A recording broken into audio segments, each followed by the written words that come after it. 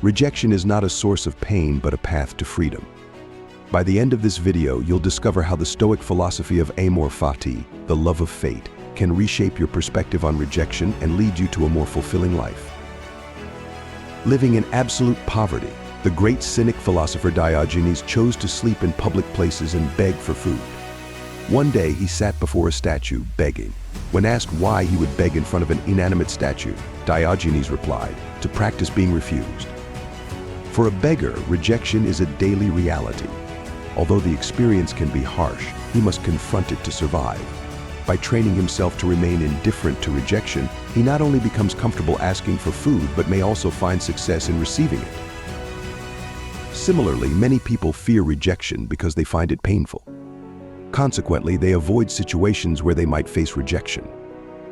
They refrain from applying for challenging jobs, hesitate to express romantic interest, and even avoid asking friends to spend time together, all due to the fear of being turned down. But what exactly is feared in rejection? Is it the disapproval of others? If so, why does this matter so much? Or is it the fear of inadequacy? As social beings, humans naturally seek belongingness. We desire connections with others and strive to be part of something larger than ourselves. However, achieving this often requires approval from others. Who rejects us? According to Schopenhauer, it is other people who determine our worthiness to join their ranks. This process begins in childhood, on the playground, where children must assess whether we are fit to join their games. As we grow, this dynamic continues, with popular peers deciding who sits at their lunch table. As adults, we face similar judgments, determining our eligibility for jobs, social groups, and even romantic relationships. If our aspirations require the approval of others, rejection becomes an inevitable part of life.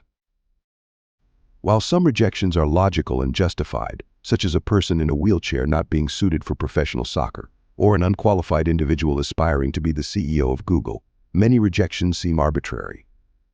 People may reject us based on superficial reasons, such as our clothing style, despite our compatibility in other aspects. Potential friends might overlook us due to our appearance, or a nightclub may deny us entry, even though we could have been valuable customers. In such cases, rejection can feel unfair, based on criteria that have little relevance to our true potential. Despite the superficial and often irrational nature of people's judgments, rejection can lead to profound feelings of personal humiliation, especially in romantic contexts. Rejection can reinforce a belief that we are not good enough, particularly when faced with multiple rejections.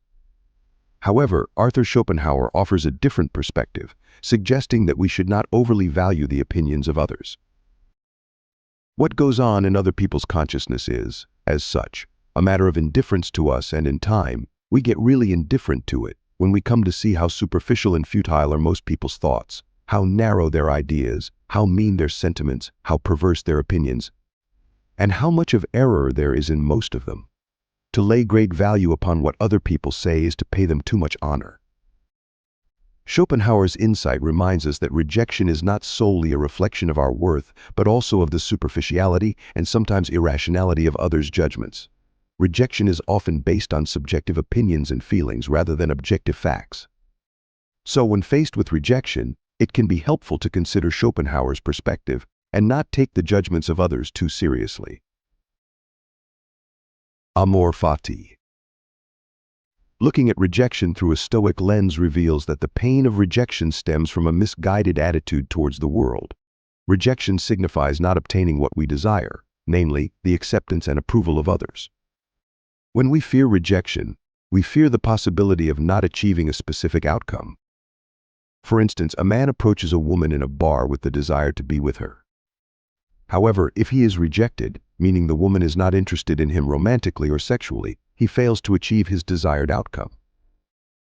The Stoic philosopher Epictetus cautioned against excessive desire and aversion. When we fail to attain what we desire, we experience disappointment, and encountering what we avoid causes distress. He advises us not to insist that things happen as we wish, but to accept them as they occur. This approach mitigates the pain typically associated with rejection, because we no longer fear it but accept it as part of life. Furthermore, rejection becomes irrelevant if we approach situations without expecting a particular outcome. If we approach someone without any desire for more than just the interaction itself, rejection loses its sting.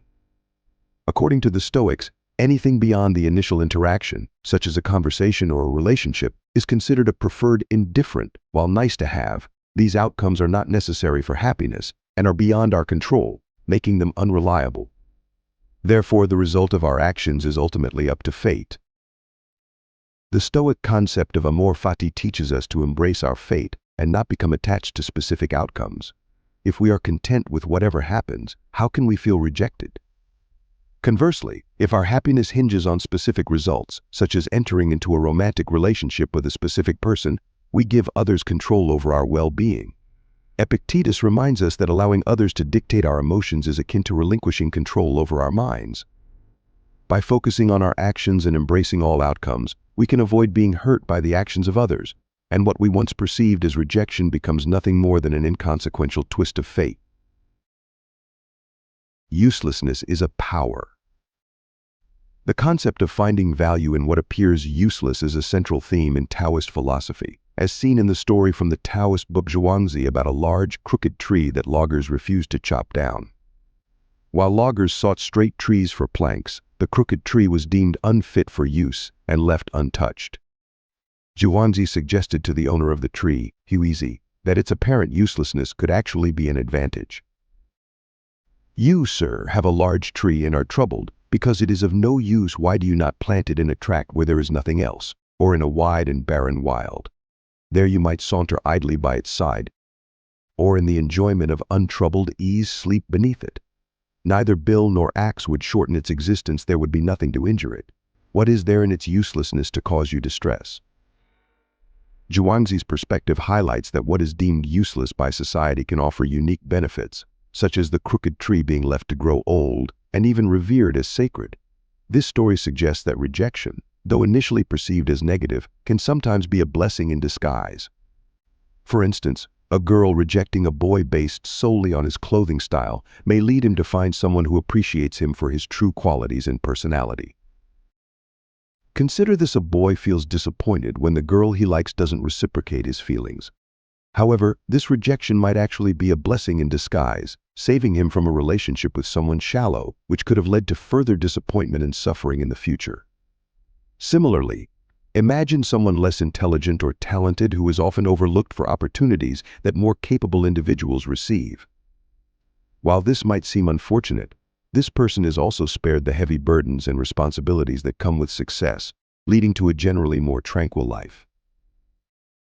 In Zhuangzi's story, the straight trees were deemed suitable for human use and were consequently chopped down. In contrast, the crooked tree, considered useless by woodcutters, was left untouched and thrived. This illustrates how being perceived as useless by others can actually benefit one's health by relieving stress and avoiding the sacrifices that come with being deemed useful. Rejection can also be a sign that we are meant for different paths and that our talents lie elsewhere. Just as the crooked tree wasn't suitable for making planks but later became revered for its uniqueness and age, we may find our own distinct and fulfilling paths by embracing rejection from conventional roles or expectations, such as not fitting in with popular crowds or pursuing traditional markers of success.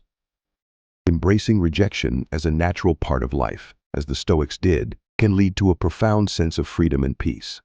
By cultivating a mindset of acceptance and resilience, you can transform moments of rejection into opportunities for growth and self-discovery.